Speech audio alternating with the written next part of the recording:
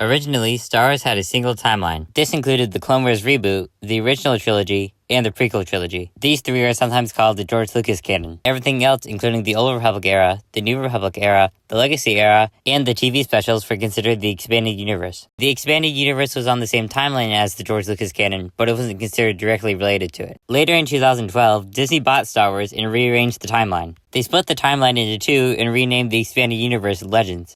The most notable things that are in canon and are not in Legends are the sequel trilogy and the High Republic era. Both timelines, however, still have the George Lucas canon.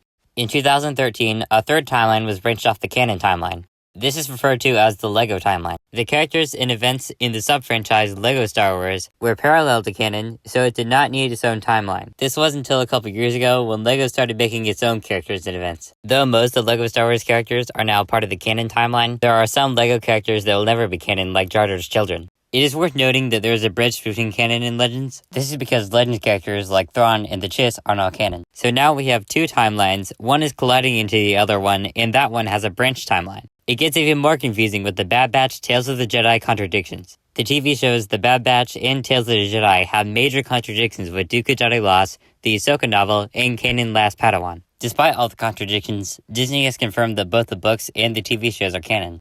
Thank you for watching this video. I hope you have a better understanding of the Star Wars timeline and how all the Star Wars universes connect. For those of you wondering why I did not include Star Wars Tales, Star Wars Infinities, or Star Wars Visions, was because their stories were not cohesive enough to fit on a timeline.